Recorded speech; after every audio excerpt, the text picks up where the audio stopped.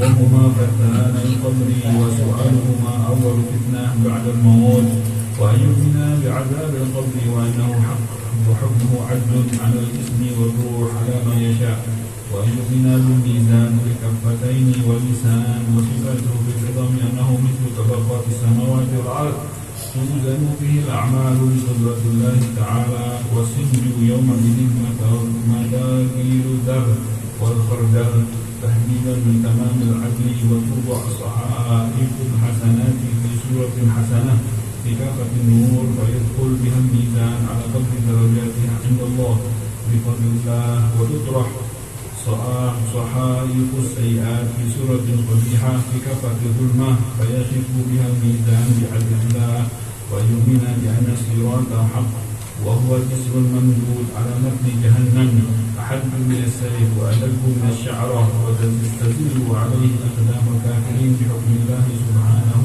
فتهوي فيهم إلى النار وتثبت عليه أقدام المؤمنين بفضل الله فيساقون إلى دار القرار سبحانك لا علم لنا إلا ما علمتنا إنك أنت العليم الحكيم سبحانك لا نحصي ثناء عليك أنت كما أنت بك ولك الحمد لله رب العالمين على ملك daripada Hasan Al-Imam Al-Ghazali dalam kitabnya Mawahil Aqaid dalam kitab Ihya Ulumuddin dia sampai dalam ucapan Imam Ghazali di antara akidahnya Ahlussunnah wal Jamaah makna kalimat tsaniyah, makna kalimat syahadat yang kedua. Kan kalimat syahadat kan dua kalimat syahadat. Syahadat yang pertama la ilaha illallah, syahadat yang kedua Muhammadur Rasulullah. Itu makna kalimat yang pertama la ilaha illallah. Itu sudah bahas kemarin itu semua beberapa pertemuan. Yang hari ini adalah kita mulai pembahasan tentang makna kalimat tsaniyah. Apa yang terkandung dalam makna Muhammad Rasulullah SAW. Maka dikatakan di sini makna kalimat tsaniyah, makna kalimat yang kedua wahia asyahadah lirrusuli birisalah. Itu mengandung dalam makna tersebut kita katakan Muhammad Rasulullah bahwasanya kita menyaksikan, bersaksi lirrusuli birisalah, bahwasanya kita menyaksikan para rasul tersebut benarlah mereka adalah utusan Allah Ta'ala. Banyak kan para rasul. Kalau kita mengatakan Muhammad Rasulullah SAW berarti kita mengakui semua para rasul yang ada. Ya, para rasul yang ada, para nabi dan rasul, kita mengakui mereka benarlah utusan Allah Taala.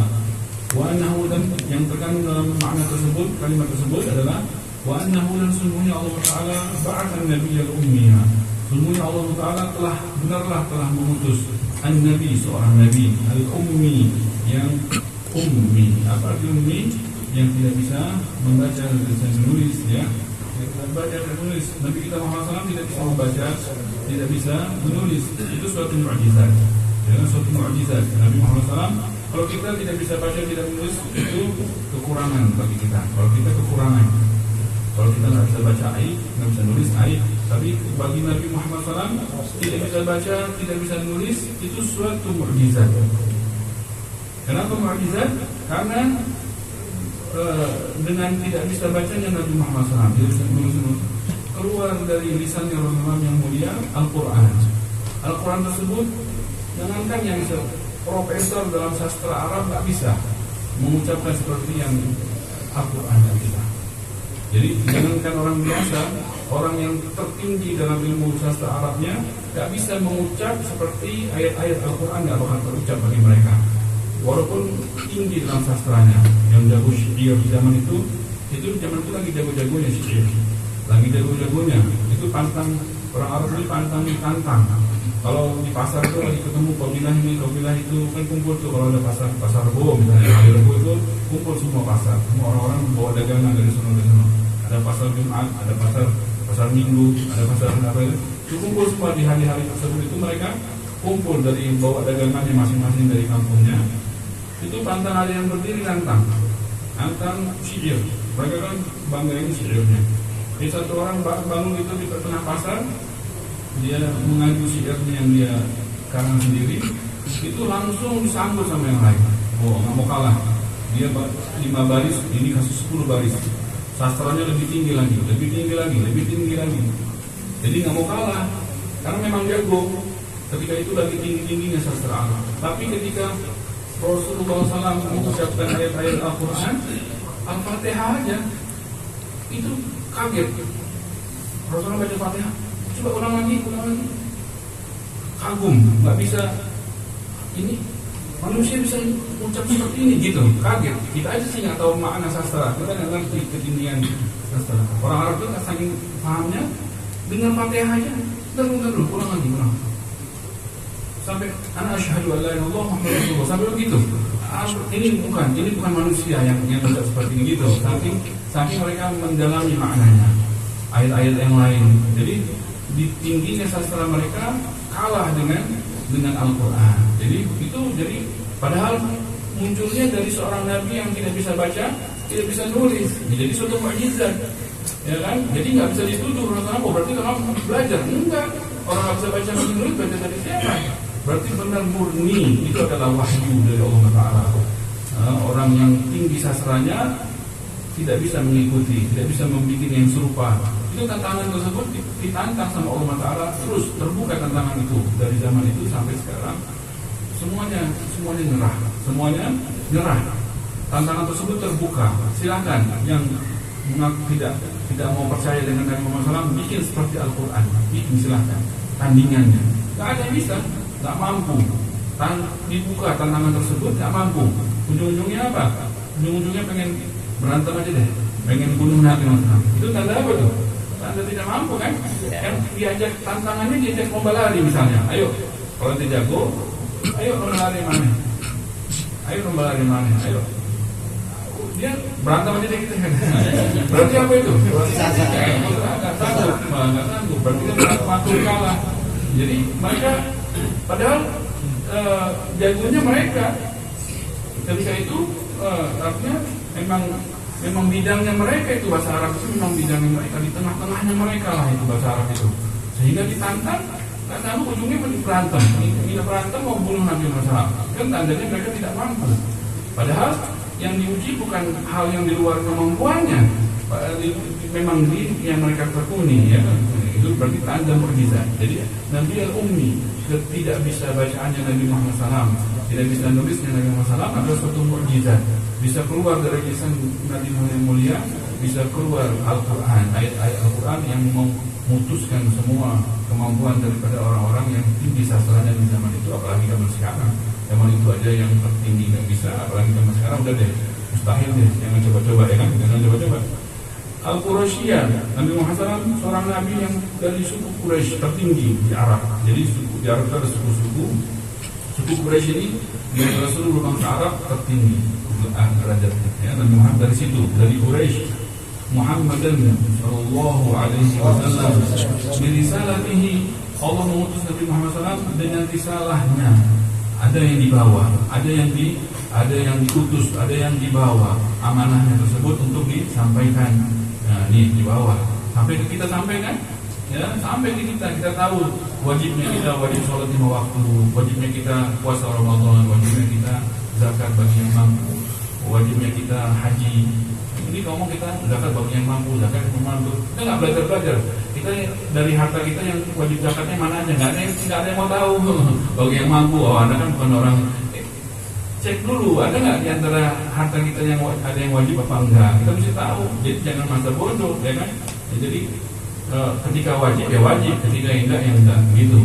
Kayak rumah, enggak. Jadi kita mesti jangan masa bodoh, mesti kita cari tahu. Haji bagi yang mampu, ya kan? Haji bagi yang mampu, ada kelebihan. Umroh juga ya, haji dan umroh, bukan haji doang wajib, umroh juga. Dan biasanya kan pasti kalau orang haji pasti umroh juga, ya kan? Jadi umroh wajib. Jadi kalau haji nggak mungkin, mustahil. Ya umroh wajib. Umroh dan al-hajju fardun wa kadzakal umroh lam yajiba fil umri ghairu marrah. Al-hajju fardun wa kadzakal umroh. Umroh itu juga fardun. Lam yajiba, tidak wajib untuk keduanya fil umri, seumur hidup kecuali marrah sekali. Ya kan? Wajib. Bagi yang haji sekali maka ada fardhu, maka dia telah menunaikan kefarduannya. Yang haji 2 kali maka dia telah dayana rabbah, dia telah menghutangi Allah, dia bikin Allah berhutang sama dia. Karena fardhunya udah keluar, ya kan? yang haji 3 kali, yang haji 3 kali itu pun minan terlepas dari api neraka. Nggak mungkin terbakar api neraka yang haji sekali. Oh haji, jadi orang berlomba-lomba. Indonesia mah tiap tahun paling ramai orang. Kemudian insyaallah kalau dibuka kita haji ya berkali-kali. Amin. Hapus dosa besar, dosa kecil. Orang yang haji dosanya terhapus pasti. Dosa besar dan dosa kecil. Dosa besar juga dan dosa kecil. Termasuk dosa sama orang juga. Kalau ada dosa sama orang, kalau dia nggak sempat menunaikan, meninggal kan masih tunaikan. Kalau dosa sama orang masih tunaikan. Tapi kalau nggak sempat dia menunaikan, meninggal di jalan, Allah yang ganti, Allah yang tanggung. Jadi nggak ada orang kalau haji seperti lahir dari baru lagi. Jadi sudah sepantasnya hal itu walaupun mahal pokoknya haji gitu kan, yang penting haji, pokoknya enak deh kalau haji itu Arafah.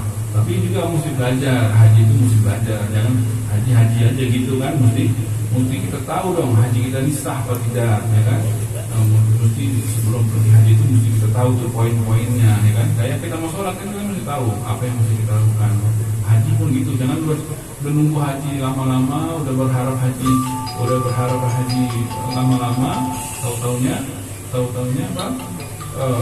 haji kita berantakan. Jangan ya. Jadi ketika kita mau haji tersebut benar-benar kita siapkan. Jadi udah capek kita nunggunya, udah mahal biayanya, tahu-taunya dia nggak tahu haji dia berantakan. Jangan sayang, umroh gitu juga. Jangan sampai kita udah capek-capek, tahu-taunya sia-sia.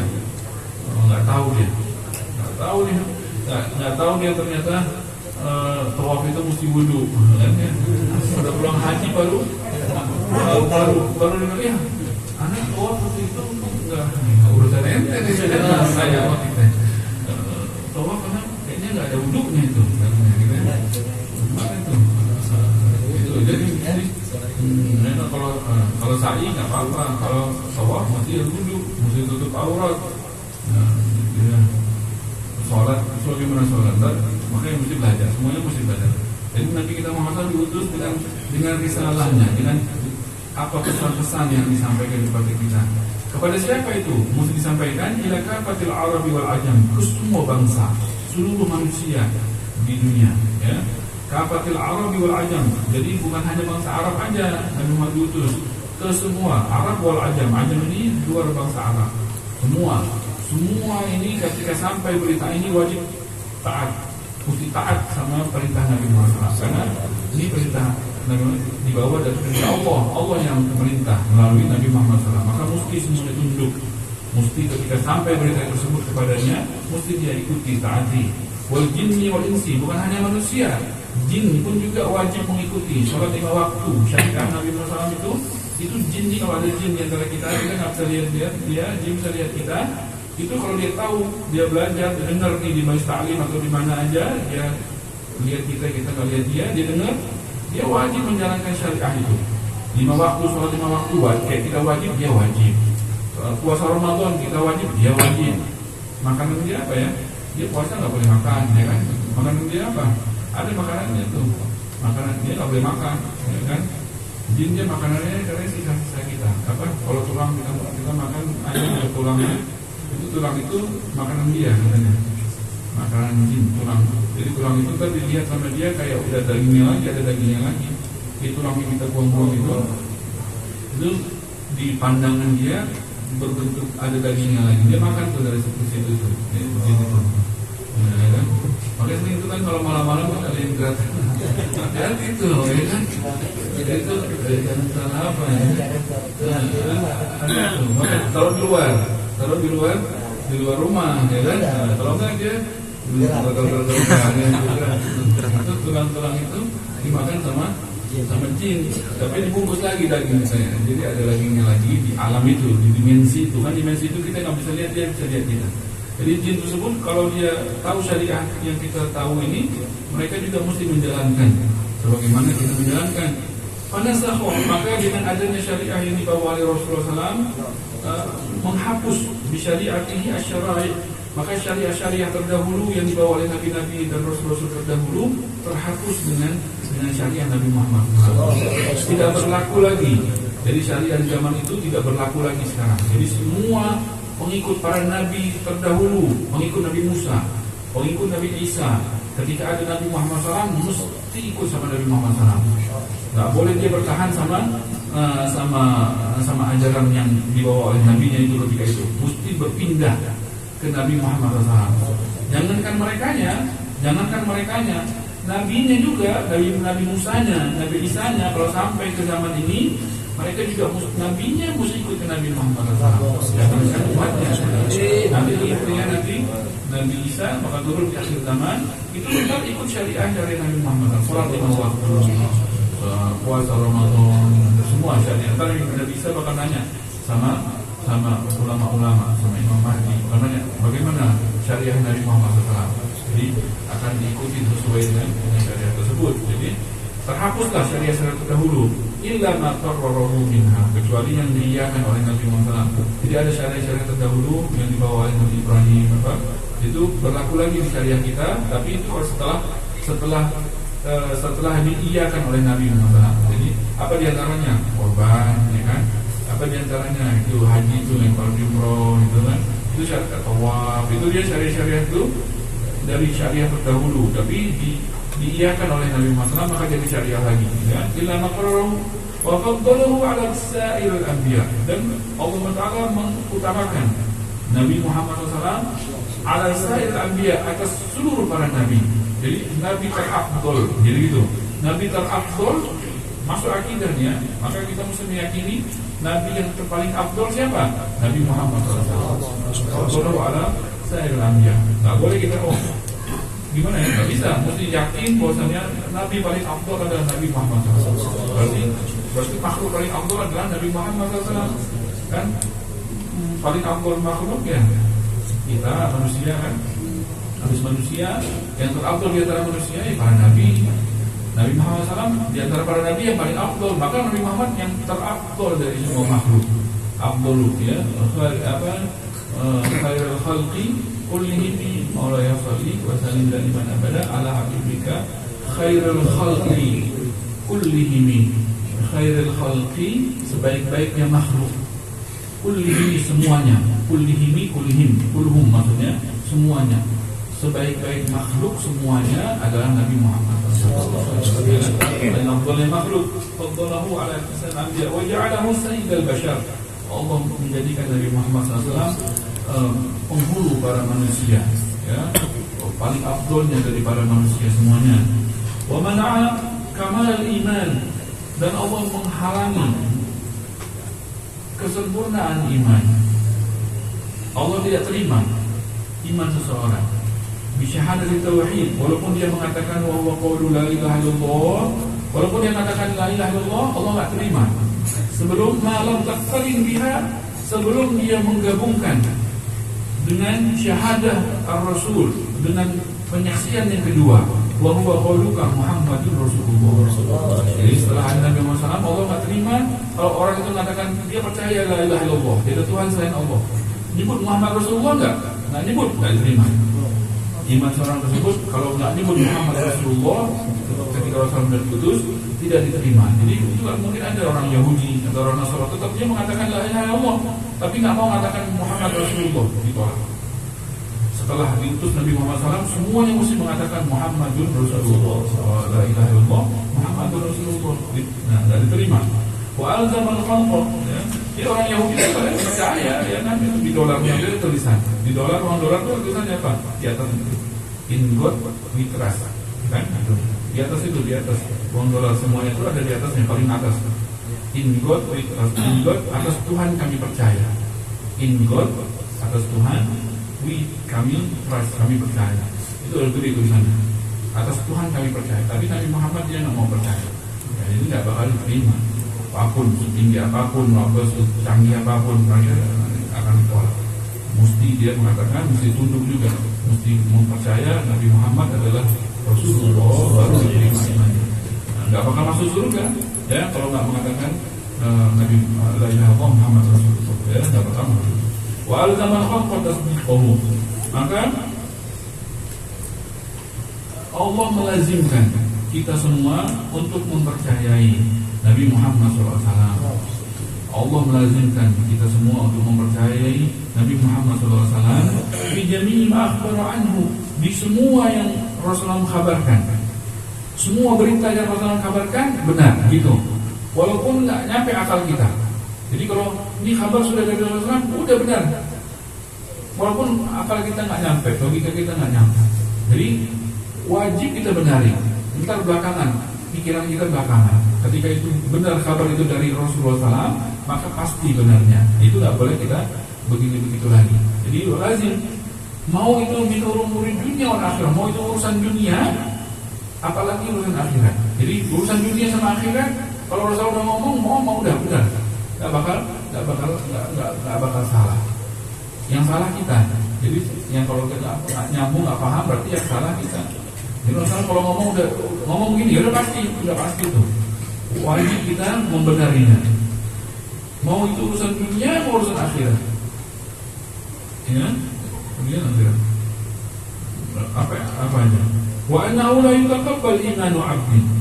Ya. Dan sesungguhnya tidak diterima imannya seorang hamba hatta yu'mina bima akhbara bihi ba'da maut, sampai orang tersebut beriman juga atas yang dikabarkan oleh Rasulullah SAW, berita-berita tentang yang gaib. Jadi Rasulullah memberitakan kepada kita ada yang hal-hal yang kita belum lihat, itu namanya berita tentang gaib. Itu biasanya semuanya berita tentang setelah kematian. Itu kan berita tersebut semuanya nggak ada yang tahu, kita sebenarnya belum nyampe ke situ. Tapi orang udah kabari, nanti habis mati bakal begini. Nah, itu di antara yang wajib kita imani. Tidak diterima iman kita kalau kita nggak beriman iman itu juga. Karena hal itu pasti adanya. Kenapa pasti adanya? Karena kabar tersebut sumbernya dari Rasulullah SAW. Apa di antaranya? Wa awwaluhu, yang pertama yang mesti kita percaya, berita tentang gaib setelah kita mati ini akan kita temui apa? Katanya yang awal, wa awwaluhu, yang bakal kita alami adalah soal munkar wa nakir. Yang pertama adalah bakal kita ketemu dengan malaikat namanya di akhir setelah kita meninggal, kita bakal ketemu namanya munkar wa nakir. Wajib imannya, wajib kita beriman. Nanti kita di kuburan bakal ketemu dengan malaikat yang dua tersebut, munkar wa nakir. Nggak bisa enggak, ya kan? Bakal ditanya. Wahum asyahsan, serem katanya. Munkar nakir itu dua orang malaikat mahiban, takut, melihatnya kita takut. Hailan berbeda, takut. Kita melihatnya serem, gitu. Yuqaidanil abda, ketika dia datang itu orang yang kuburan itu disuruh duduk, kemudian duduk, bangun, gitu. Yang kemudian baring, bangun, duduk, gitu. Bangun, kaget, bangunnya kaget. Kaget, lupa dia mati. Lupa dia udah mati. Suruh bangun. Saking kagetnya, kan udah mati tadi, ya kan? Suruh bangun sama malaikat bangun. Coba kalau kita nyuruh bangun, kan nggak bangun, nggak bangun.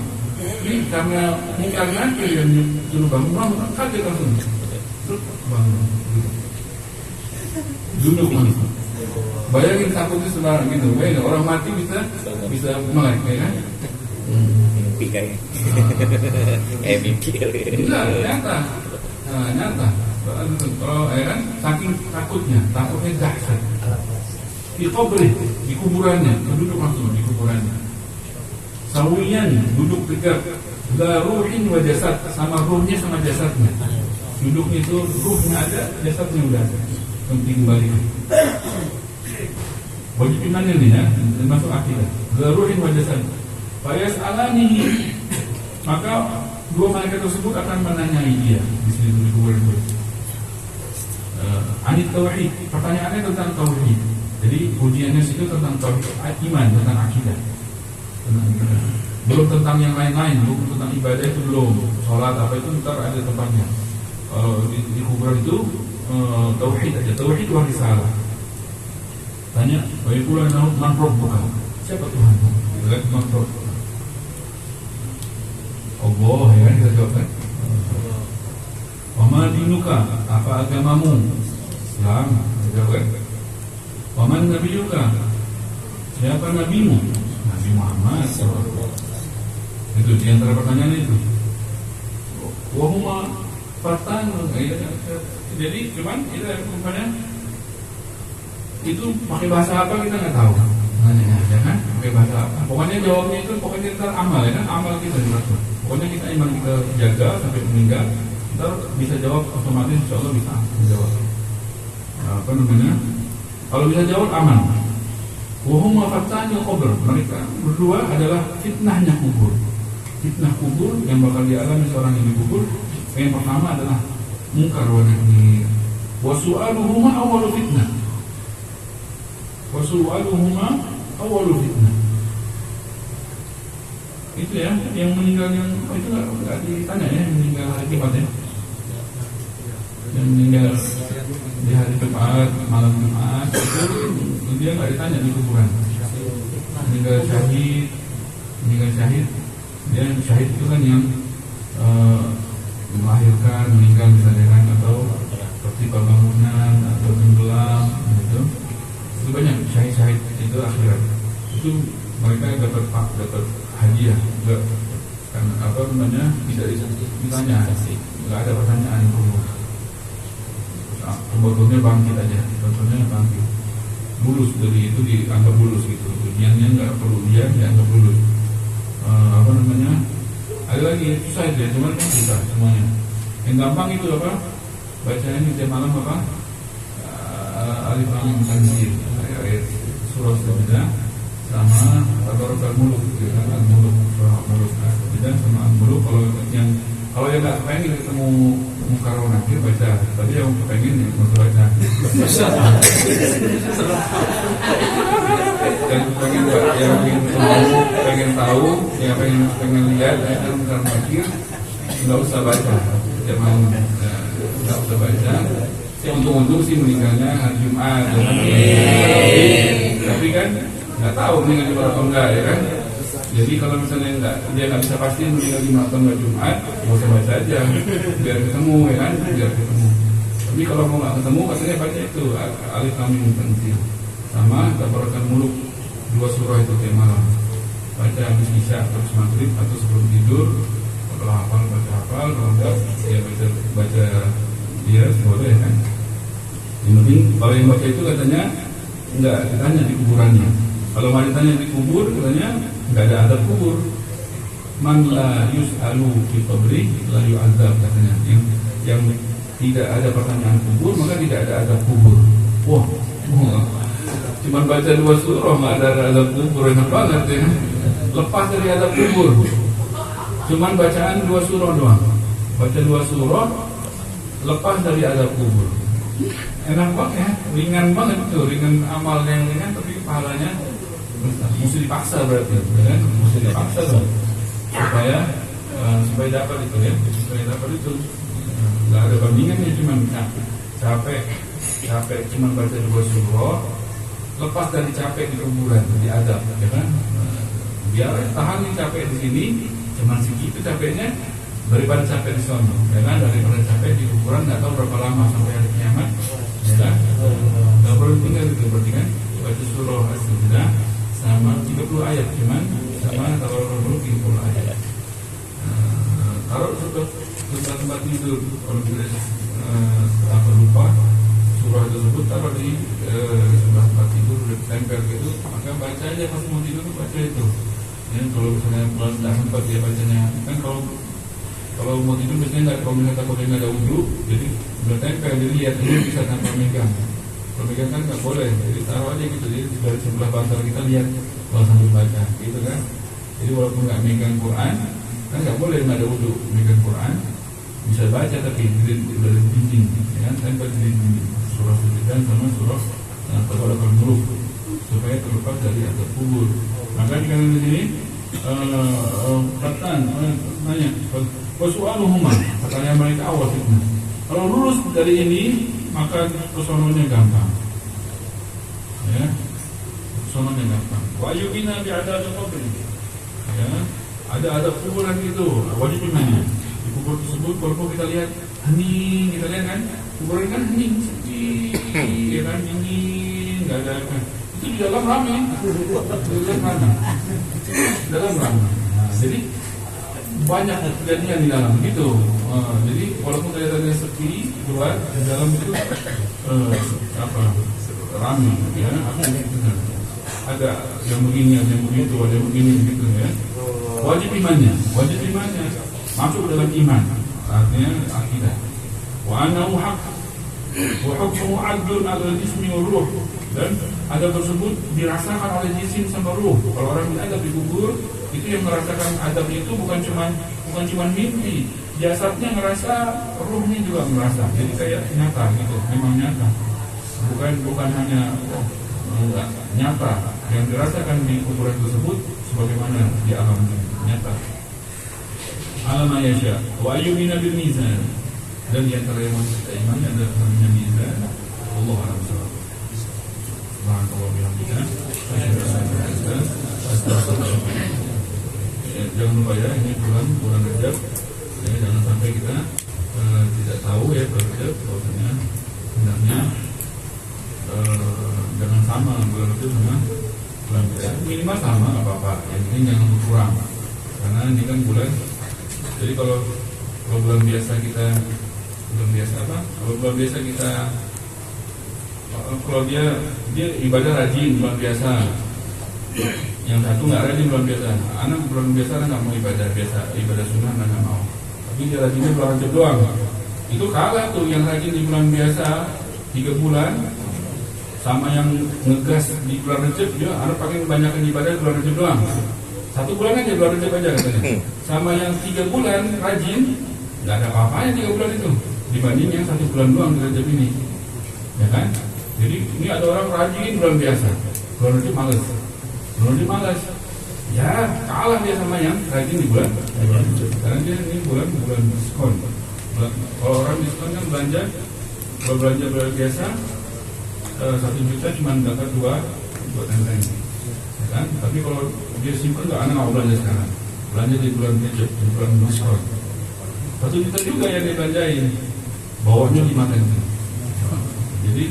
Jadi bulan yang diincar sama orang-orang ahli ibadah, minimal kalau kita memang di bulan biasa sudah istiqomah, minimal di bulan Rajab jangan kurang, sama, sholat duhanya sama, baca Qurannya sama, tahajudnya sama. Tapi kalau bisa lebih bagus, lebih banyak lagi, ya kan?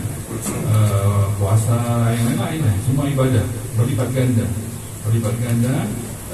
dan dosa pun berlipat ganda. Dosa rem, bagaimana bulan biasa dosa rem, di bulan Rajab lebih rem lagi. Tidak, artinya nggak mungkin banyak melakukan dosa di bulan Rajab, tidak mungkin. Dan di bulan lain juga tidak mungkin. Ya, Allah SWT.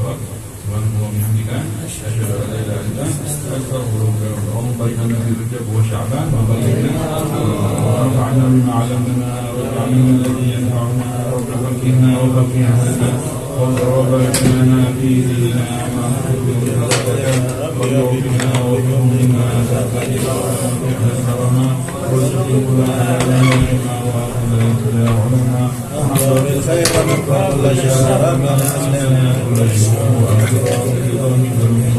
وَأَعْطَنَا رَبَّنَا كُلَّ شَيْءٍ وَأَنْتَ الْكَرِيمُ رُسُلُنَا وَاغْفِرْ وَاسْتَغْفِرْ وَاسْتَغْفِرْ وَصَلَاةُ اللَّهِ عَلَى الْمُصْطَفَى مَنْ الْحَمْدِ دَعَانَا وَرَفَعَ في كتاب سيدنا الشفاء وعلى الآل الكرام الشرفاء وعلى الصحب المصاب الكبار. اللهم اهدنا إلى واجعلنا ممن يسارع في الرضا ولا تولنا وليا فيها ولا تجعلنا ممن خلق أمرك وعصر. وحسبنا الله ونعم الوكيل ولا حول ولا قوة إلا بالله العظيم. وصلى الله على سيدنا محمد وعلى آله وسلم. الحمد لله رب العالمين.